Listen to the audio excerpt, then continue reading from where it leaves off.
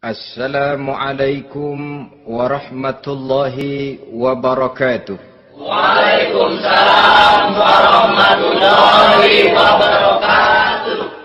Bismillahirrahmanirrahim. Alhamdulillahi rabbil alamin. Wassalatu wassalamu ala ashrafil anbiya'i wal mursalin. Sayyidina wa maulana Muhammadin wa ala alihi wa ashabihil mujahidin at-tahirin. Amma ba'du, subhanaka la ilma lana illa ma 'allamtana innaka antal alimul hakim. La hawla wa la quwwata illa billahil aliyyil azim. Saudara-saudara kaum muslimin, terutama adik-adik para remaja dan pemuda yang saya cintai. Apabila seseorang akan membangun rumah, tentu saja dia akan mengadakan beberapa pilihan. Sejak dari memilih lokasi di mana rumah itu akan didirikan, sampai kepada menentukan bahan-bahan kualitas yang akan dipakainya, sampai kemudian kepada wujud dan bentuk rumah yang akan ditinggalinya. Demikianlah bahwa untuk membangun sebuah rumah yang hanya untuk menaungi kehidupan di dunia ini, kita mengadakan berbagai macam pilihan.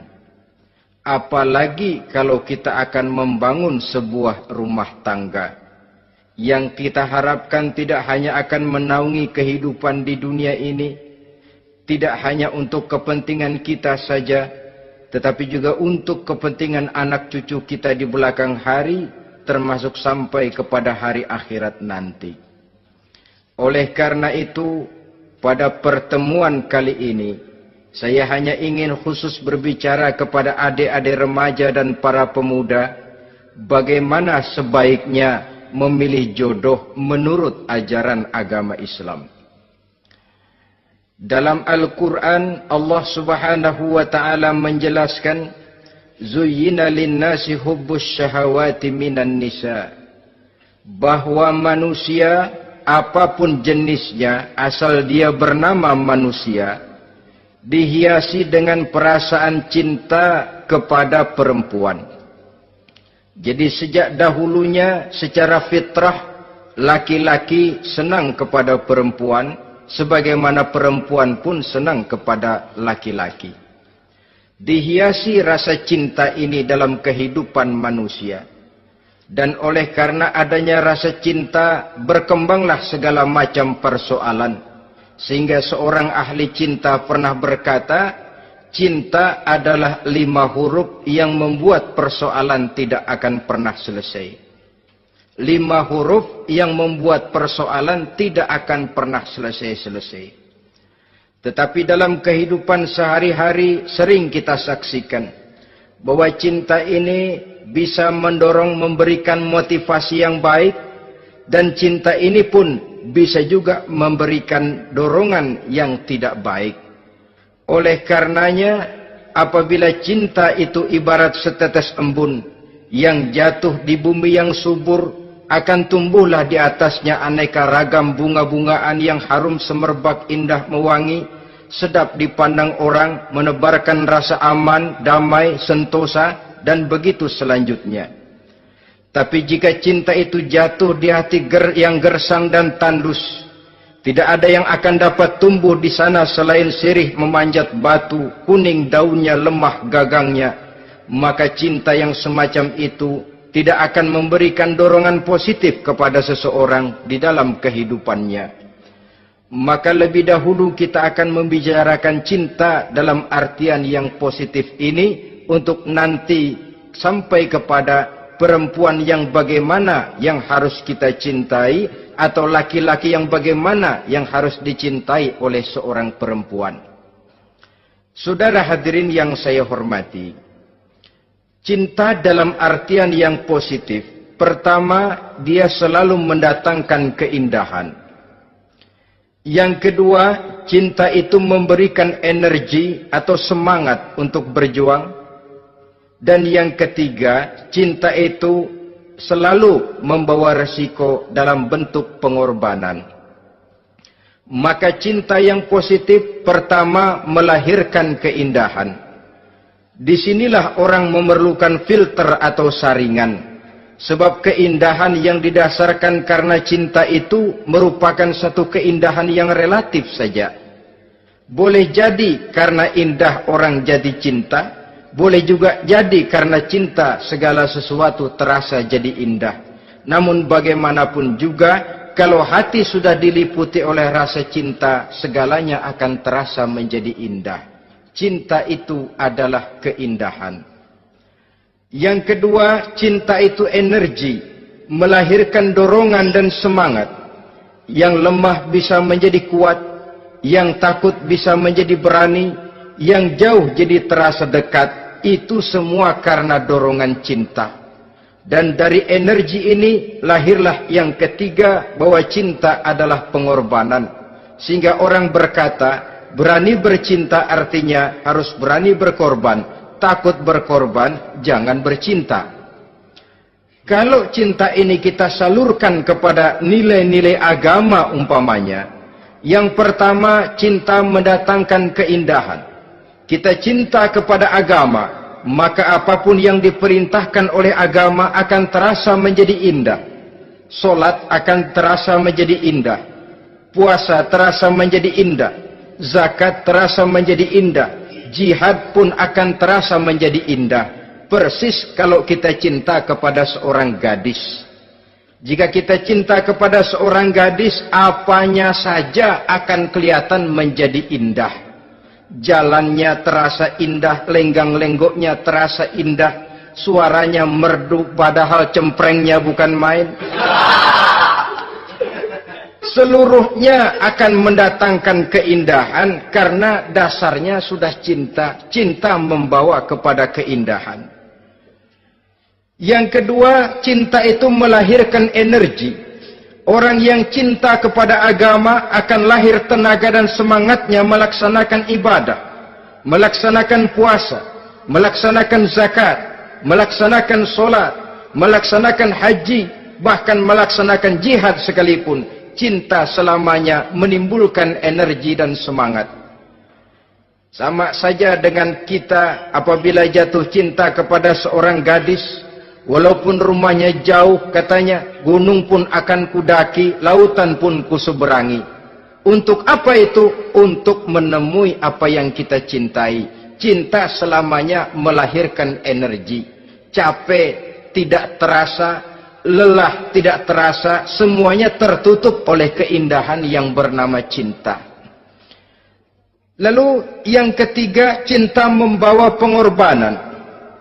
Apabila kita cinta kepada agama, maka pengorbanan terhadap apapun yang diminta oleh agama, baik itu pengorbanan waktu, tenaga, pikiran, harta, bahkan pengorbanan nyawa sekalipun, kita tidak akan berat melaksanakannya karena cinta kita kepada agama yang kita anut ini. Demikian juga cinta kita kepada seorang perempuan akan membuat kita rela berkorban.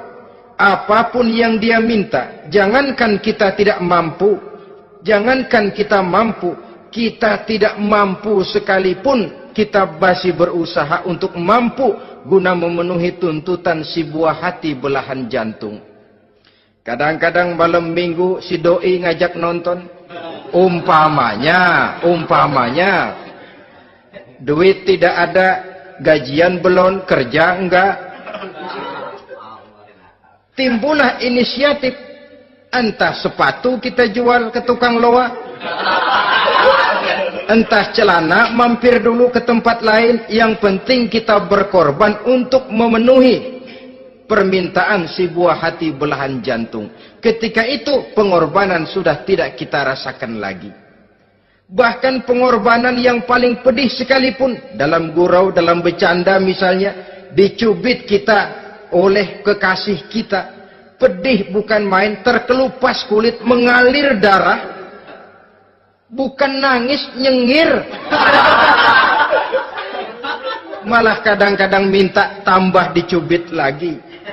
Itulah romantikanya cinta, sanggup membuat orang berkorban, melahirkan energi dan semangat, menambah keindahan dalam kehidupan, sepanjang dia dalam artian yang positif. Kalau demikian masalahnya, di dunia yang penuh dengan perbenturan nilai sekarang ini, orang sering salah jalan bagaimana memilih jodoh untuk membangun rumah tangga yang bahagia.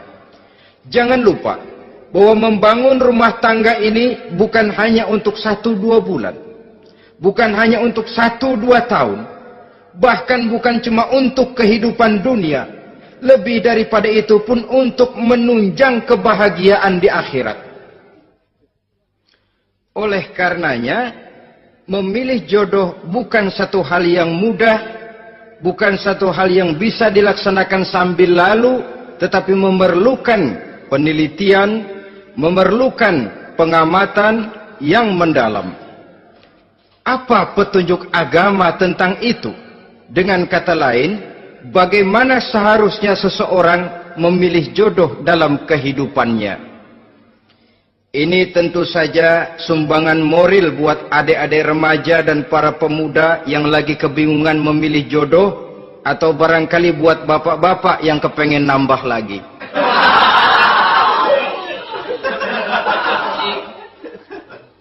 Mohon maaf kepada ibu-ibu, saya tidak menganjurkan, cuma ngajarin. Yang pertama, menurut Nabi, nikahilah perempuan itu karena rupanya, karena hartanya, karena keturunannya, dan karena agamanya. Ada 4 motif utama di sini. Pertama, memilih jodoh, lihatlah rupanya. Lagian siapa yang kepengen dapat jodoh rupanya nggak karu-karuan? Cari rupa yang cantik, indah, dan menawan. Namun jangan lupa, saya katakan di zaman di mana sering terjadi benturan nilai seperti sekarang ini, orang sulit untuk mendapatkan keaslian. Di mana teknologi sudah sedemikian canggih, di mana ilmu kedokteran sudah sedemikian maju, maka berbagai macam rupa bisa dibentuk dengan apa yang dinamakan operasi plastik misalnya. Yang pesek bisa dibikin mancung, kuping yang kelebaran bisa dibikin sedang, pipi yang kembung sebelah bisa dibikin rata, janggut yang tidak menarik bisa dibikin bak lebah bergantung katanya. Oleh karena itu, kalau pilihan hanya tertuju kepada rupa yang cantik saja semata-mata, kita sudah melakukan satu kesalahan yang sangat besar. Sebab apa? Diperingatkan oleh Nabi melalui hadis Ibnu Majah, Bazar dan Baihaqi dari Ibnu Umar. Janganlah kamu kawini seorang perempuan karena kecantikannya, sebab kecantikan boleh jadi akan mencelakakan. Jangan juga kamu kawini perempuan karena hartanya, sebab kekayaan biasanya akan mendatangkan kesombongan.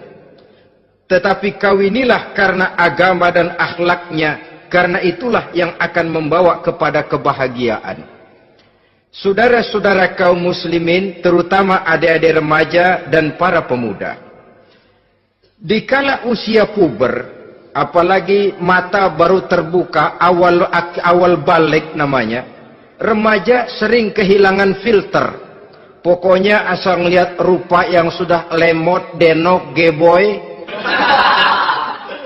pikiran pun hanyut, malam terkenang, siang terbayang, tidur tak nyenyak, makan tak enak katanya, selalu terbayang wajah si doi. Dikala itu orang kehilangan pertimbangan bahwa rupa yang cantik kadang-kadang sering menipu. Diriwayatkan oleh Imam Ibnu Abbas, satu hari ketika sedang kumpul dengan para sahabat, lewatlah orang dengan potongan potongan orang kaya. Kelihatan kan, orang kaya sama orang miskin jalannya aja lain kan?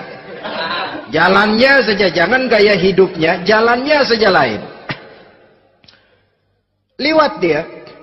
Rasul bertanya kepada seorang sahabat, menurut pendapatmu bagaimana orang yang liwat itu? Kata sahabat, oh, yang lewat ini ya Rasul, Kalau dia meminang perempuan, pasti diterima. Kalau dia menolong orang, pasti berhasil. Kalau dia ngomong, pasti didengerin. Kenapa? Orang kaya. Orang kaya ya Rasul. Kalau dia minang, perempuan mana yang kagak bisa menerima kalau dipinang oleh orang kaya? Biar mukanya udah belipet kayak dompet tanggung bulan. Kalau memang duitnya banyak, nggak kelihatan tuh muka yang belipet. Yang kelihatan duit. Kalau dia nolong orang, pasti berhasil apa yang dia tolong itu. Kalau dia ngomong, pasti didengerin orang. Walaupun omongannya biasa-biasa saja. Kenapa? Orang lihat penampilannya. Sudah, ketika orang itu lewat, beberapa lama kemudian lewat lagi seseorang yang kelihatannya miskin. Rasul tanya lagi, kalau orang ini, bagaimana pendapat kamu? Wah, potongan begini sih Rasul. Kalau dia minang, orang tolak. Siapa yang mau kawin sama kere begini? Kalau dia nolong orang, pasti nggak berhasil. Kalau dia ngomong, kagak bakalan ada yang mau dengerin. Siapa yang mau dengerin orang susah ngomong? Setelah orang itu lewat, apa kata Rasul? Orang yang terakhir, yang lewat ini, yang barusan lewat, jauh lebih baik dari yang pertama yang lewat tadi. Jauh lebih baik. Maksud dari ucapan ini, Rasul sebenarnya mendidik para sahabat jangan tertipu oleh penampilan. Sebab penampilan tidak selamanya mencerminkan keaslian.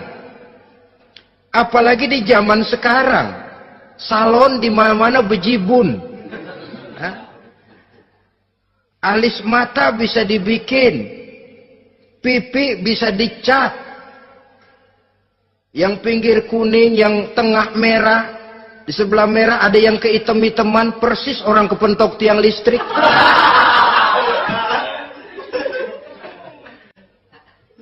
Kecantikan yang artifisial, kecantikan yang bukan alami.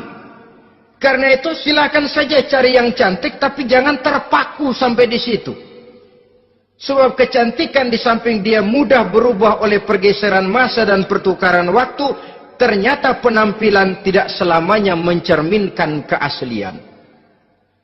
Lain hari seorang sahabat pernah mengadu, "Ya Rasul, ada apa?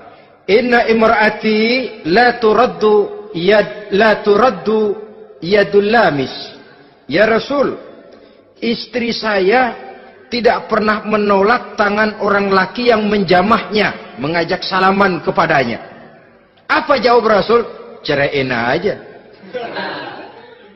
Tapi hati saya berat ya Rasul, saya cinta betul sama dia. Ya kalau hatimu berat, jaga dia baik-baik. Nah, dari riwayat ringkas ini kita ambil satu perbandingan.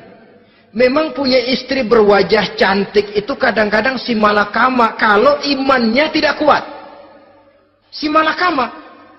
Kita diemin aja, binal, makan hati, nggak aman, nggak tentram.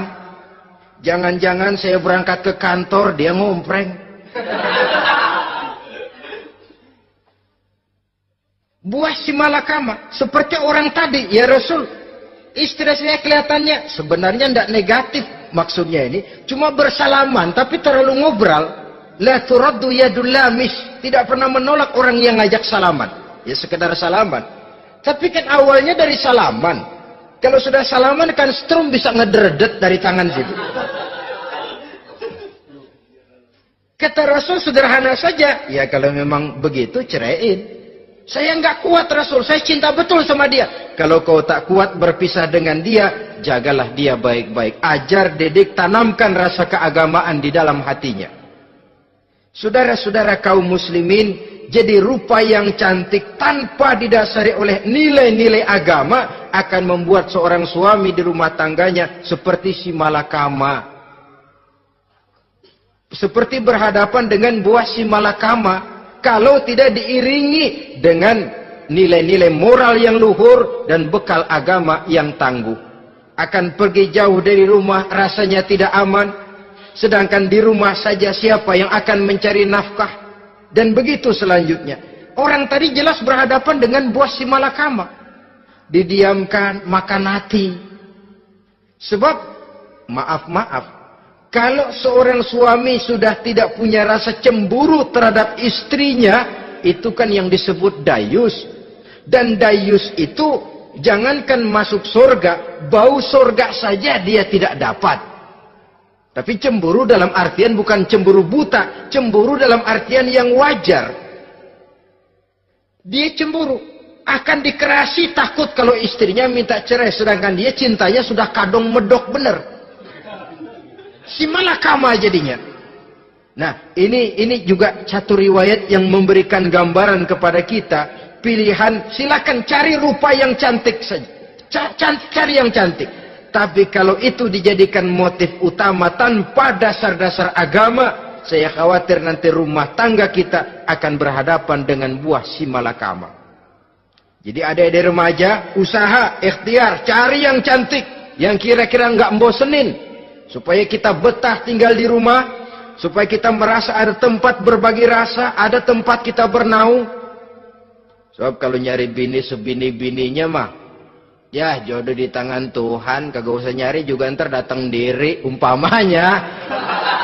Iya, kalau yang datang peot. Orang harus berusaha, walaupun pada akhirnya jodoh toh memang ditentukan Allah. Kan 3 hal yang kita tidak bisa menentukan itu katanya. Maut, rezeki, jodoh. Itu yang masuk mysterious problem. Problem yang misterius. Maut, misterius. Kapan kita mati, kita sendiri tidak tahu. Tahun depan, 50 tahun lagi, 100 tahun lagi, tidak pernah seorang pun diberitahu. Tapi yang pasti dia bakal datang. Kapan dan di mananya, kita tidak tahu. Bisa di rumah, bisa di masjid, ya alhamdulillah. Bisa di majelis taklim, syukur. Bisa di medan perang membela agama, bagus. Pasti dia akan datang. Maut, mysterious problem. Sesuatu yang kita tidak tahu kapan datangnya.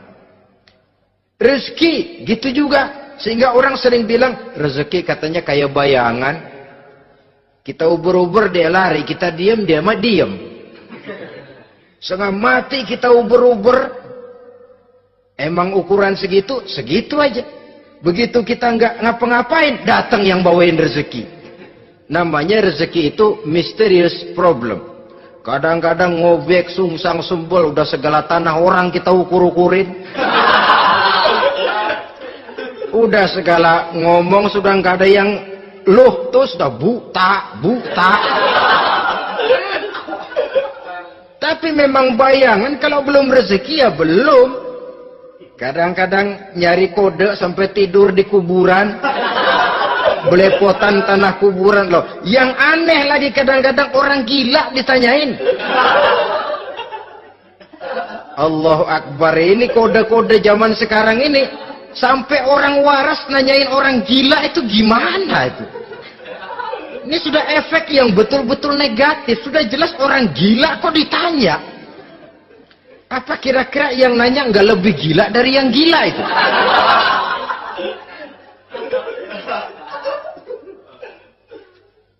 Saudara-saudara kaum muslimin, terutama adik-adik remaja dan para pemuda, jadi silakan saja cari rupa yang cantik, karena dia akan jadi tautan hati, buah hati belahan jantung, tempat kita berbagi rasa, tempat kita pulang dan tinggal di rumah tangga kita.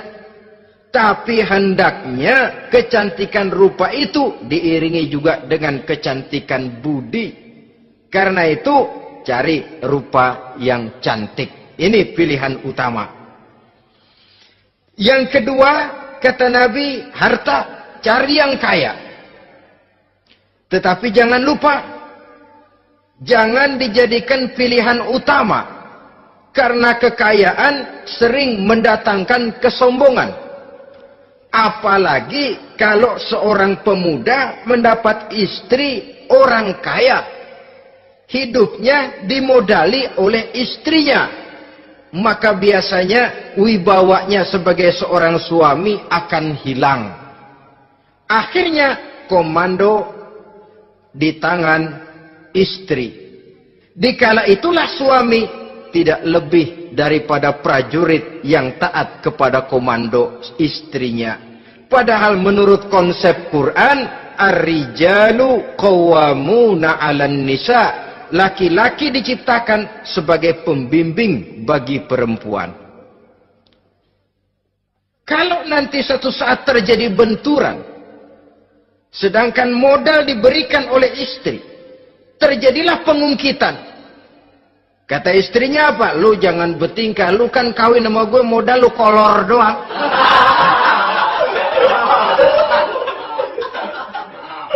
Kalau sekarang bertingkah, silakan keluar rumah.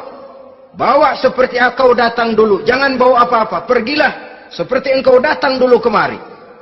Hilanglah wibawa seorang suami. Suami kalau udah digentak sama istri begitu, ngelempuruk kayak ayam sampar. Di mana lagi letak wibawanya? Harta sering mendatangkan kesombongan. Oleh karena itu, walaupun diperintahkan cari yang keturunan orang kaya, tapi maksudnya jangan dompleng. Sebab kepribadian seorang suami akan ditentukan oleh sifatnya sendiri. Keberadaannya ditentukan oleh karya dan perbuatannya sendiri. Itulah yang akan menampilkan kepribadian dia dalam kehidupan di masyarakat ini.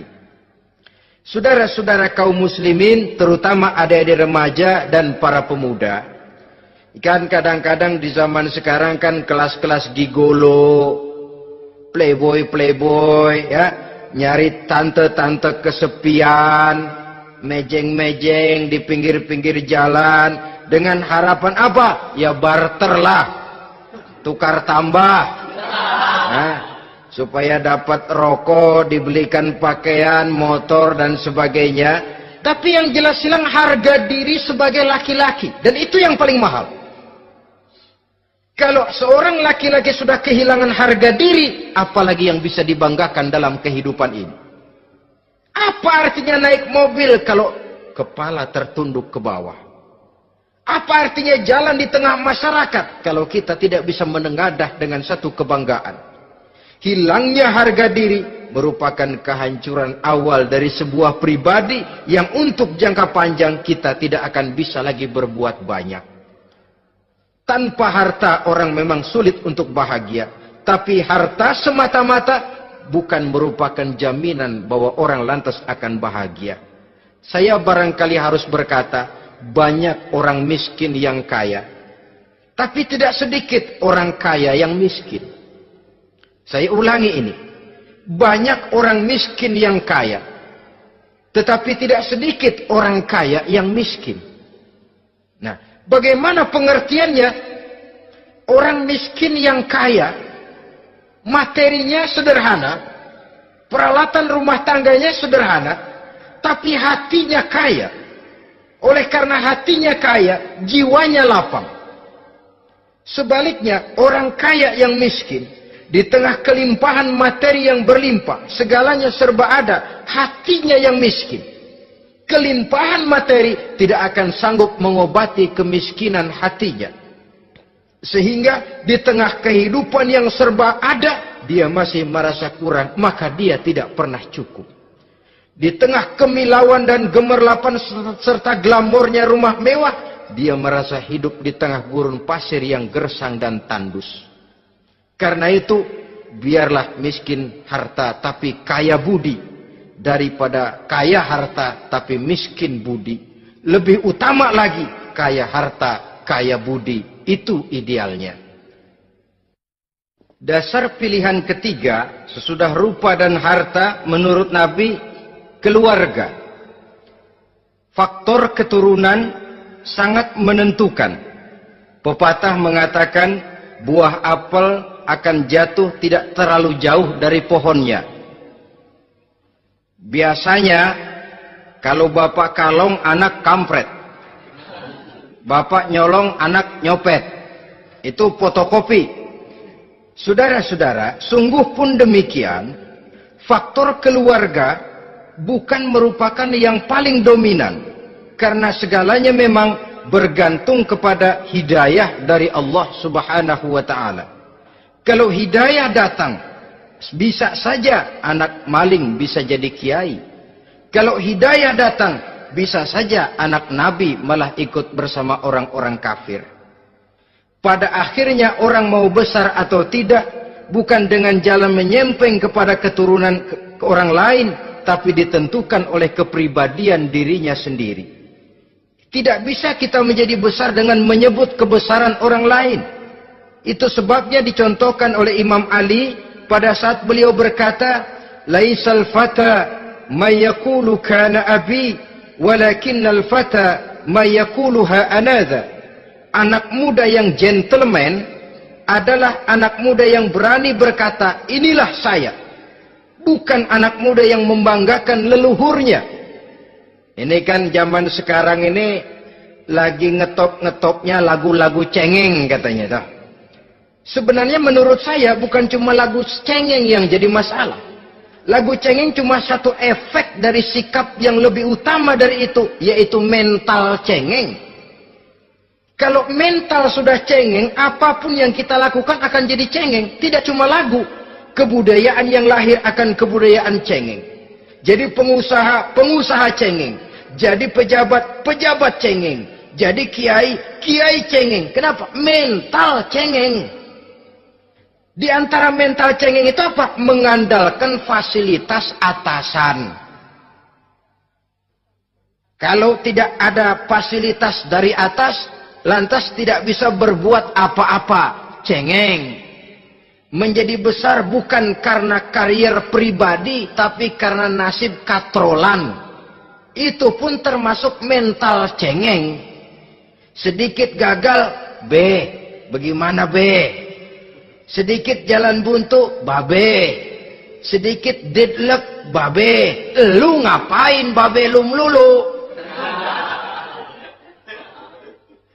Saudara hadirin yang saya hormati, jadi lebih penting dari sekedar lagu-lagu cengeng, saya malah lebih suka bicara mental cengeng ini.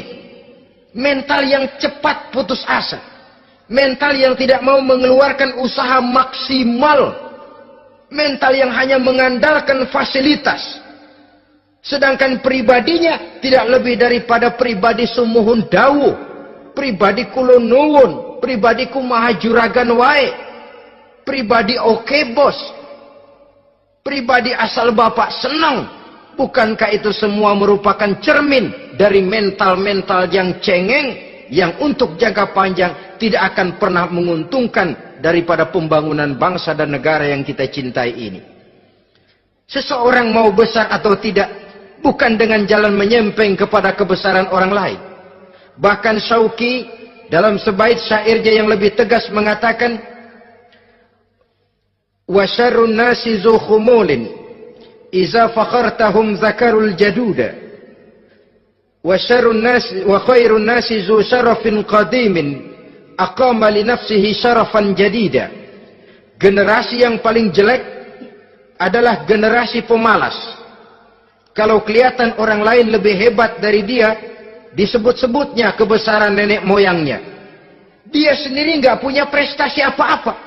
Kerjanya cuma ngandeli babe. Kerjanya cuma menggelayuti fasilitas orang tuanya. Tanpa itu, dia tidak akan punya nilai dan harga sama sekali. Ini generasi paling jelek. Kalau orang lain kelihatan lebih hebat, dia sebut nenek moyangnya. Lu sih belum apa-apa lu, baru kopral lu. Engkong gua no, komandan Hansip. Engkong. Engkongnya yang disebutin. Dia sendiri tidak punya prestasi apa-apa. Jadi silahkan saja cari gadis dari keturunan keluarga yang baik-baik. Tapi jangan jadikan tendensi utama, jangan dengan niat untuk menyempeng kepada kebesarannya. Tapi paling tidak dengan niat agar mudah-mudahan dari benih yang baik ini akan lahir keturunan-keturunan yang baik pada akhirnya nanti. Itu yang kita harapkan. Bukan lalu dengan pertimbangan, weh, mertua gue bos nih, kali aja begitu gue kawin dia mampus. Ini semua warisan kan jatuh kemari semua. Kalau itu niatnya sudah jelas salah.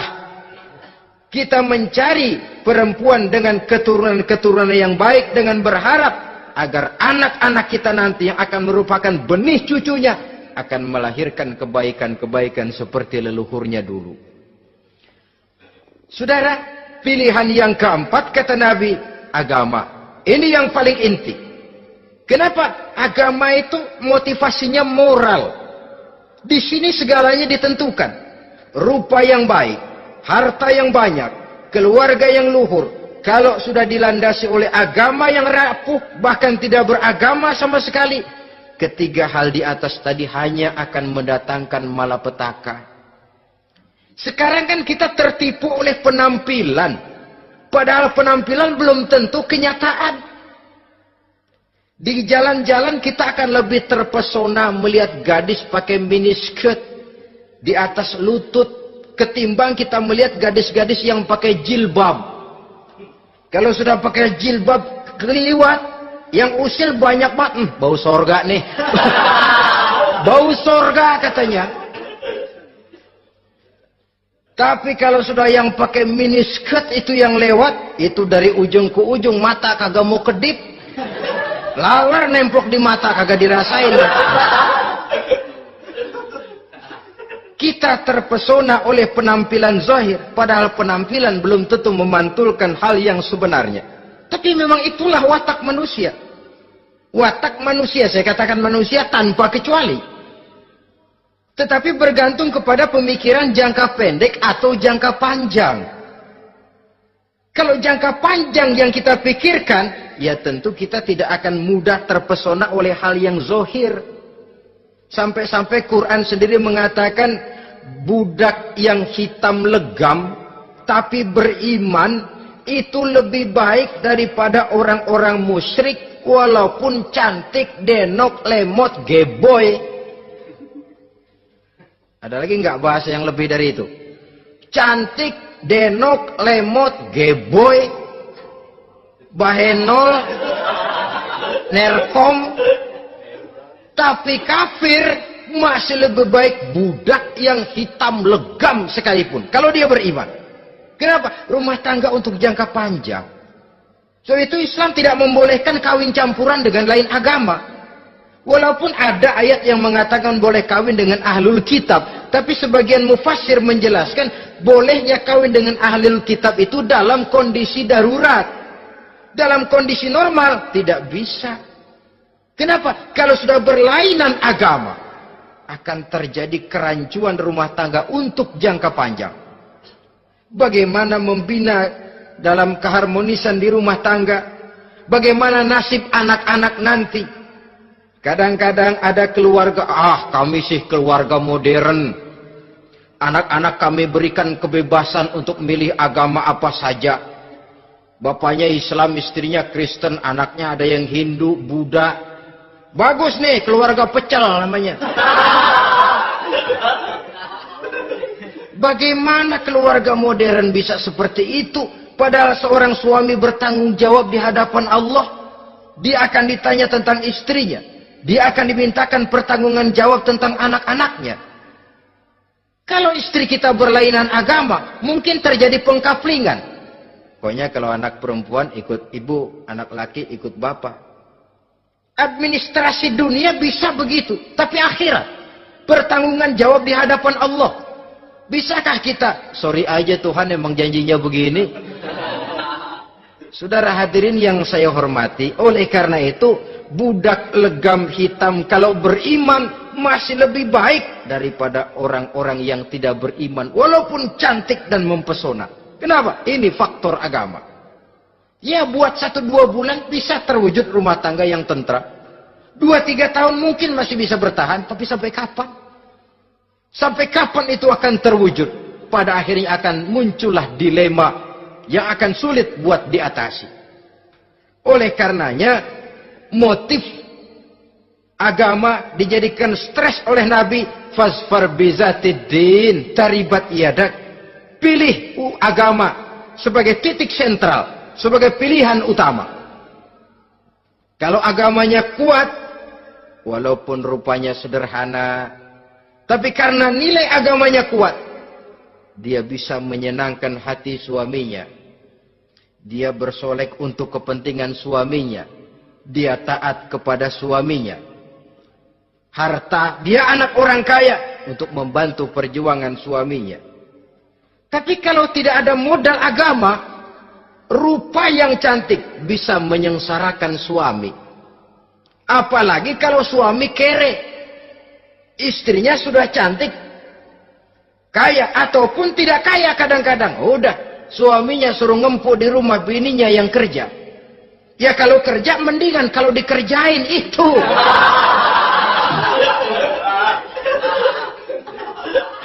Itu yang repot. Saudara hadirin yang saya hormati, dan ini bukan satu dua kasus.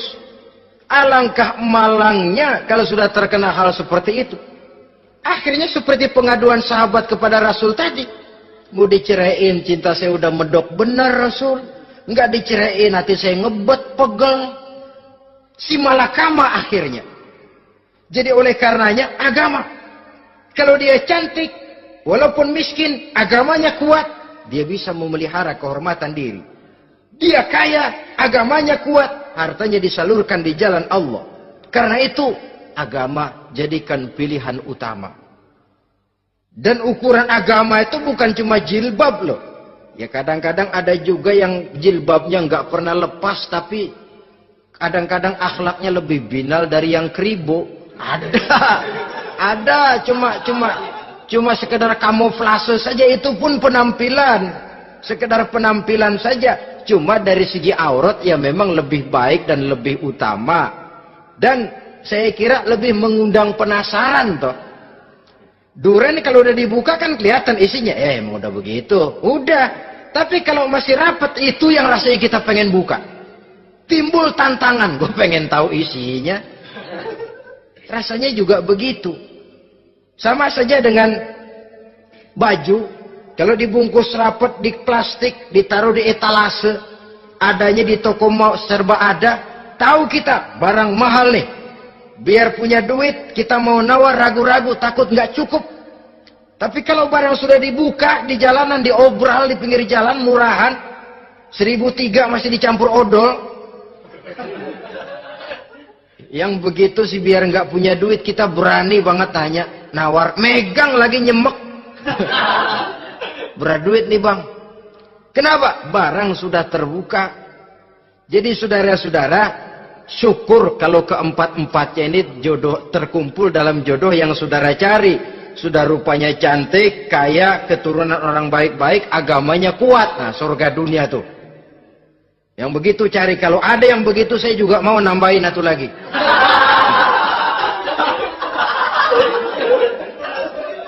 Tapi yang kumpul keempat-empatnya ini terus terang saja langka. Makhluk langka ini. Kadang-kadang cantik, kaya, keluarganya hebat, agamanya nol, akhlaknya kayak setan. Tapi yang paling celaka kalau empat-empatnya kagak ada. Rupanya jelek. Melarat. Bapaknya biang maling. Kagak beragama lagi. Apanya yang mau dipilih? Mampus saja mendingan. Sudah nggak ada pilihan sama sekali tuh. Sudah nggak ada pilihan sama sekali. Saudara hadirin yang saya hormati, terutama adik-adik remaja. Nah, lalu apa motivasi agama dalam pembinaan ini apa? Agama ini kan memberikan contoh bahwa perempuan yang baik itu, yang kita ingin jadikan dia sebagai ideal dalam pencarian jodoh, tandanya 3. Iza ra'aitaha saratka, kata Nabi. Kalau dipandang, dia bisa menggembirakan kamu. Kan ini yang penting buat seorang suami. Kalau saudara nanti jadi suami, punya istri yang jadi partner setia mendampingi suaminya. Kalau dilihat, nggak bosenin. Kenapa? Dia berdandan untuk nyenangin hati suaminya. Nggak bosenin. Kan kadang-kadang ada bini kalau kita pulang demok aja fotonya.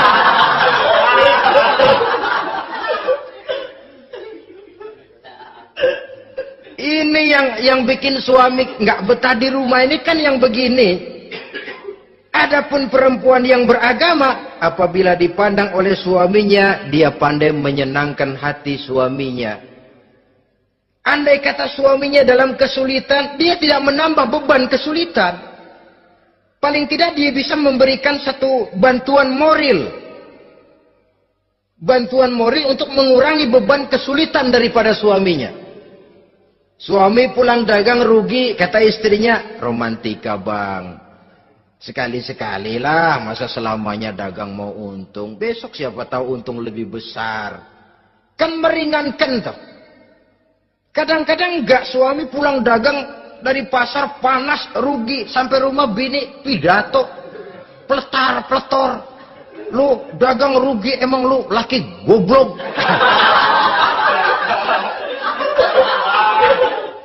Sudahlah di pasar rugi, di rumah digoblok-goblokin. Ini nanti kena penyakit broken home yang begini ini. Padahal kesuksesan di kantor, kesuksesan di pasar, kesuksesan di medan tugas selalu dimulai dari kesuksesan dan ketenangan dari rumah tangga. Dia berhias untuk kepentingan suaminya, tidak terlalu berlebihan, dan suaminya pun pandai menghargai istrinya dengan kata-kata yang menimbulkan gairah dan semangat. Oleh istrinya bersorak, kamu makin cantik saja. Jangan juga kadang-kadang suami ketus. Ngelihat daksu pulang kantor, lihat suaminya, istrinya dandan rapi. Tumben lu mau bekasin apa? Mau bekasin katanya. Artinya apa ini? Pandai mengembirakan, bisa tenggang rasa. Bisa berbagi rasa. Sehingga suami merasa ada tempat dia bertukar pikiran. Ada tempat dia membicarakan persoalan. Dialog dalam kehidupan berumah tangga itu sangat diperlukan. Iza ra'aitaha sarratka, kalau dipandang dia sanggup mengembirakan kamu. Dikasih uang 500 senyum, 5.000 pun ketawa. Menggembirakan. Dia bisa taruh kata hatinya kesel, tapi mulutnya senyum. Nah ini yang sulit ini. Senyum tapi kesel, kesel tapi senyum. Kadang-kadang istri itu kan kalau sudah kesel, suami pulang nggak bisa dia menyembunyikan kekesalannya. Dari jauh suami sudah lihat ini yang nyambut, ini bemo ini. Udah monyong serem. Saudara hadirin yang saya hormati, yang kedua, bila diperintah dia taat. Ini pengaruh agama. Sehingga Nabi mengatakan, "Lau amartu li ahadin ayyasjuda ila ghairiha, la amartul mar'ata litasjuda ila zawjiha likibari haqqihi 'alaiha." Andai kata saja boleh aku memerintahkan manusia untuk sujud kepada sesama manusia, pastilah aku perintahkan perempuan untuk sujud kepada suaminya. Kenapa? Karena besar hak suaminya kepada dirinya. Untung sujud kepada manusia tidak boleh. Andai kata boleh, perempuan disuruh sujud sama suaminya. Ini tidak perlu sampai sujud. Cium tangan saja minta ridho suami. Kadang-kadang perempuan sekarang berat. Paling banter setahun sekali lebaran doang. Laki pulang sembahyang tubruk, cium tangan, minta redo, nangis, segala macam. 3 hari habis lebaran, beras habis, monyong aja lagi.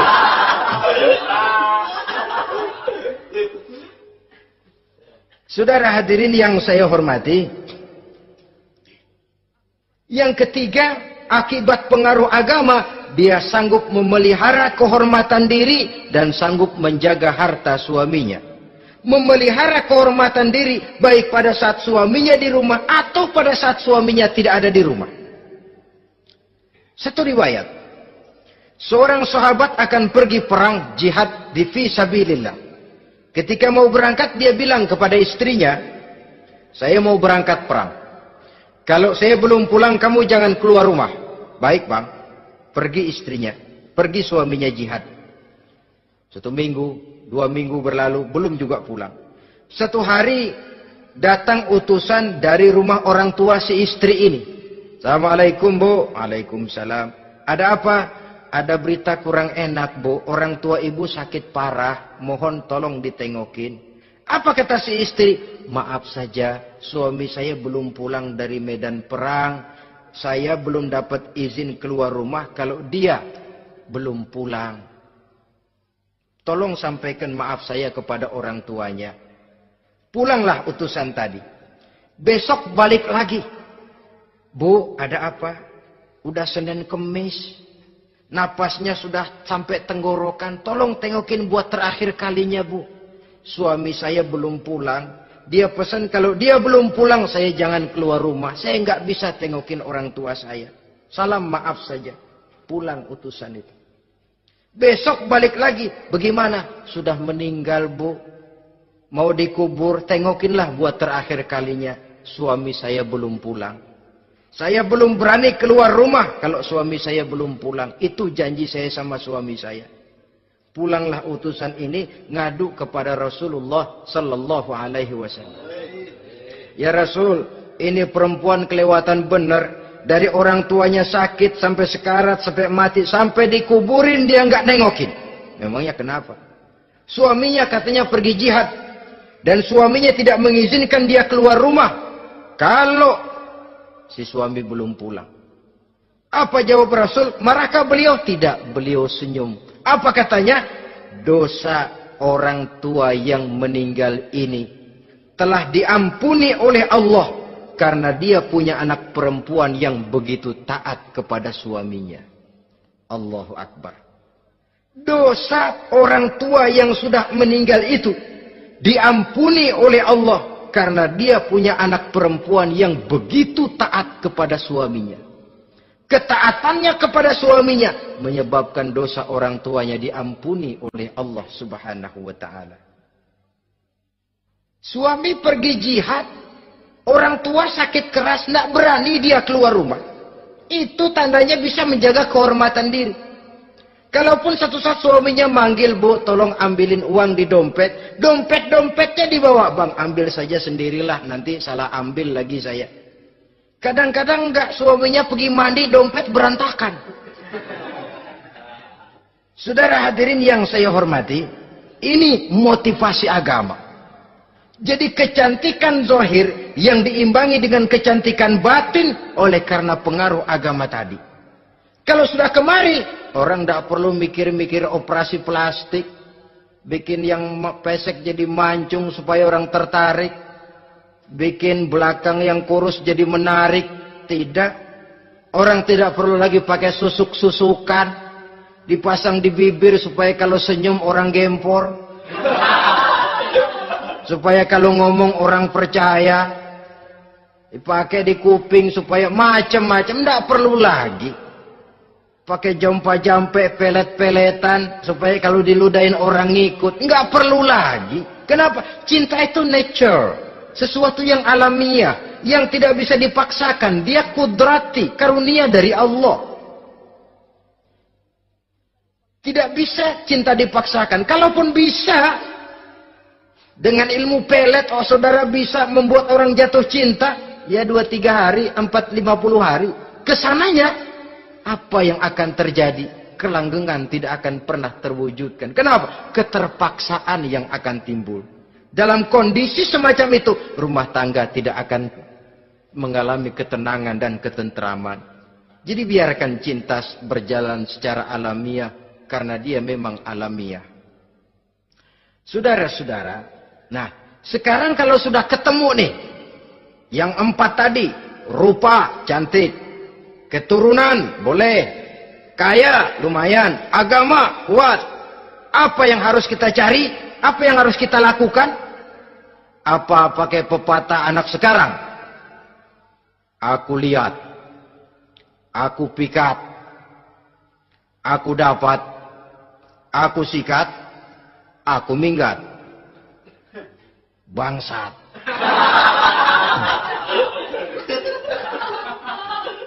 Itu kan ada moto cinta kilat begitu tuh. Cinta kilat katanya. Aku lihat, aku pikat, aku dapat, aku sikat, aku minggat. Bangsat. Atau kita harus hanyut dalam arus free love, free sex, summon living, eksperimen dulu? Tidak. Islam menganjurkan kalau memang seret, ini rasanya ini nih, mantap gue nih. Apa yang diajarkan oleh Islam selanjutnya? Meminang, saudara-saudara. Meminang adalah langkah awal untuk mengikat tali pernikahan. Diizinkan meminang. Dan di dalam meminang pun diizinkan untuk melihat. Cuma kalau boleh, ya syaratnya itu, waktu melihat itu jangan sampai ketahuan si perempuan yang akan kita pinang itu. Untuk apa kita meminang? Pertama, untuk yakin. Yakin bahwa perempuan yang kita inginkan ini sudah kumpul syaratnya itu, tidak ada cacatnya. Yang kedua, untuk memperkuat tekad hidup berumah tangga. Diperlukan meminang. Adapun adat itu berbeda. Tapi bahwa konsep meminang itu dalam Islam ada, itu jelas. Ya kalau mesti bawa pisang raja, pakai roti buaya, pakai martabak segede ban mobil truk segala macam. Itu adat saja, ya. Tapi yang real meminang itu ada dalam Islam. Nah, bagaimana adab meminang? Setelah kita tahu anak ini cantiknya ya, keturunan baik, ya kekayaannya lumayan, agamanya kuat, pinanglah dia. Caranya boleh lihat langsung. Lihat langsung kalau bisa tanpa setahu si perempuan. Dan batas yang boleh dilihat itu muka dan tangan. Itu saja. Jadi jangan gerusak. Minta permisi Pak, saya mau ngelihat anak bapak seutuhnya. Soalnya buat saya ini nanti. Apanya aja dibedolin, jangan. Kira-kira yang boleh itu muka sama tangan. Andai kata kita risih, sebab nanti kalau nggak jadi akan jadi timbul rasa malu dan si perempuan juga kasihan. Boleh mengutus perempuan yang kita percaya. Coba kau ke sana, lihat kondisinya yang sebenarnya bagaimana. Kalau ngelihat dari jauh sih utuh, siapa tahu nanti tangannya kurang sebelah. Coba lihat sana.